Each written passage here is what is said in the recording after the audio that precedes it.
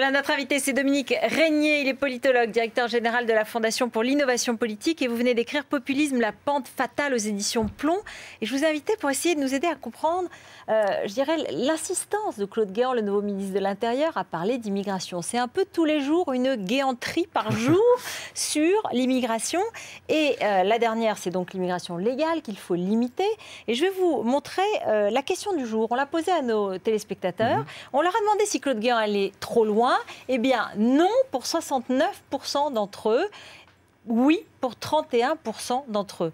Vous comprenez cette réaction, Dominique Régnier? En tout cas, elle ne me surprend pas du tout. C'est vraiment une donnée aujourd'hui, aussi bien française qu'européenne. Et pour rester sur la France, qui nous intéresse là, il y a une préoccupation importante dans la société française pour les questions d'immigration. Et ce qui est étonnant, je dirais, c'est de s'en étonner. Parce qu'au fond, ça fait à peu près 20 ans, 25 ans, que de manière très silencieuse et presque invisible, parce qu'on s'est organisé comme ça, il y a ce que moi j'appelle une recomposition ethno-culturelle de notre société. C'est très profond, c'est lié à des facteurs qui sont puissants, comme le vieillissement démographique, le besoin pour de nombreux secteurs d'aller chercher des immigrés, et puis les mécanismes du type regroupement familial, c'est-à-dire un phénomène européen, plus fort encore ailleurs que chez nous.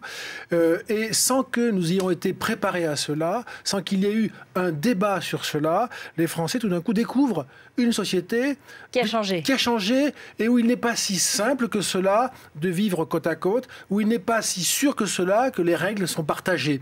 Et une des causes, moi j'en suis convaincu, c'est en particulier en France, c'est notre incapacité à dire cela, à observer tout simplement le réel, à dire ce qui relève du fait observable, parce que, parfois pour de bonnes intentions, on ne voulait pas s'aventurer sur des sujets considérés comme difficiles, malsains, etc. Il y a l'héritage de la Deuxième Guerre mondiale, la collaboration, des choses comme ça, donc ça fait un climat particulier en France, et du coup, toutes les déclarations sont stigmatisées. Mais ça existe partout en Europe, en fait. Oui, non, je crois que la France a d'autres raisons. Hein. Je pense il y a la colonisation, évidemment, la guerre d'Algérie. Non, mais je crois aussi qu'il y a une culture qui est très, très, très prégnante en France, qui est assez naïve, qui au fond, ne veut pas énoncer certains problèmes au motif que cela écorne une image, je dirais, que l'on peut avoir de l'humanisme et du progrès. Mais c'est à partir d'une mauvaise vision du réel qu'on fait des bêtises, pas à partir d'une claire connaissance de ce qui se passe. Alors, qu'est-ce qui se passe, pas seulement chez nous, c'est-à-dire à la fois ces déclarations de Claude Guéant qui visent l'électorat du Front National, certains le disent clairement, et précisément sur l'immigration, parce que c'est une des préoccupations qu'ils expriment, eux, clairement, même si elle est aussi celle des Français. On vient de le voir d'une certaine façon. Marine Le Pen, un silence total de la gauche, des propositions inaudibles, pas de discours là-dessus, et le retour des populismes. Absolument. Écoutez, on a là, je dirais, à peu près l'éventail des éléments qui comptent et qui déterminent la situation. D'un côté, pour assez largement la gauche, le choix constant du silence sur ces questions qui sont des questions majeures, et c'est naturellement une question majeure, c'est légitimement une question majeure. De l'autre, le choix de la surenchère. Et d'ailleurs, je fais une relation entre le silence d'une partie de la classe politique, en particulier de la gauche, sur ces questions-là, qui favorise ce que j'appelle le privilège du monopole, qui permet à un parti populiste d'être le seul à en parler, et qui du coup apparaît comme le parti de la vérité. Quelle horreur, hein, le parti de la vérité, c'est eux, on peut le penser comme cela, ou le parti du peuple, puisque précisément, ils sont les seuls à traiter de ces questions-là. Et entre les deux, en Europe, aujourd'hui, ceux qui sont au pouvoir, y compris les candidats de gauche d'ailleurs, ceux qui sont au pouvoir se sentent contraints, sous la pression qu'ils éprouvent du populisme, d'essayer de relâcher la pression, un peu comme on peut le faire lorsqu'il y a une pression trop forte, avec je dirais, des mouvements vers cette demande-là de régulation. Ça arrive aux Pays-Bas, partout. Au Danemark. Écoutez, c'est pas compliqué, voilà. C'est partout. Oui, partout. Y compris, je tiens à le préciser, dans des pays qui ne sont pas européens, qui ne sont pas membres de l'Union européenne, comme la Suisse ou la Norvège, pour écarter l'hypothèse trop simple d'une explication par le fait d'appartenir à l'Union européenne. L'UDC en Suisse, qui est un parti populiste... Qui était contre les minarets, qui a fait ses affiches... fait 30% aux élections, c'est un parti très puissant. En Norvège, le Parti du Progrès fait 25%.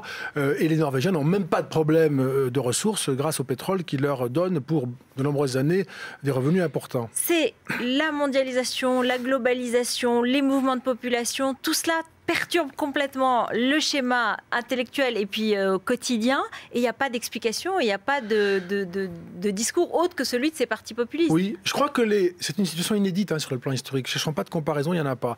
Et je crois qu'en Europe, et en France aussi, toute une partie de la population, classe populaire, mais aussi maintenant classe moyenne, s'interroge sur la perte d'un patrimoine matériel à cause de la globalisation économique, d'une compétition plus dure, de systèmes sociaux moins performants, moins généreux, et puis de l'autre côté, la perte ou la fragilisation d'un patrimoine immatériel, culturel, identitaire, diront certains.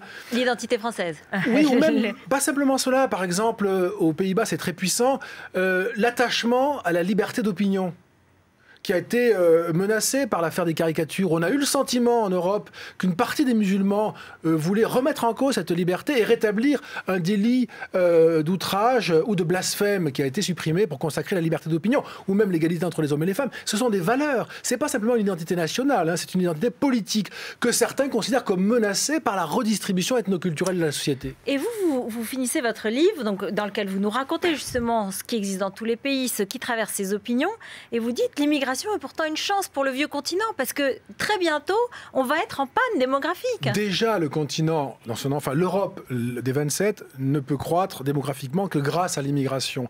Et plus nous allons avancer dans le temps, plus ce sera vrai. Et ces immigrés viendront largement de l'Afrique du Nord et de l'Afrique. Ils seront plus souvent musulmans qu'autre chose.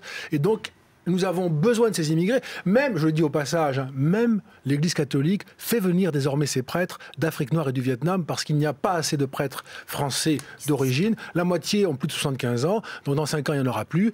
Et on fait même de l'immigration pour, je dirais, faire vivre la religion catholique, ce qui est quand même tout à fait symptomatique. Donc il y a une nécessité absolue, vitale. Économique et une nécessité démographique. Même pour les retraites, pour financer les retraites, financer l'assurance maladie, il faudra des actifs. Il faudra qu'ils viennent de ces pays-là, c'est une évidence. Mais ce qu'il va falloir faire, c'est surtout ne pas se taire sur les problèmes que cela peut poser, arriver à les situer dans un espace raisonnable de partis de gouvernement et choisir une bonne méthode qui associe toutes les personnes, en particulier les musulmans quand il y a un problème avec l'islam, à la production de consensus nécessaire. Donc pas stigmatiser ou pas se taire, mais poser la question, non, mais stigmatiser, c'est laisser nos enfants demain avec des sociétés en guerre civile. C'est inacceptable comme idée. Et des guerres de religion, nous avons vécu cela les Européens. Nous savons que c'est terrible.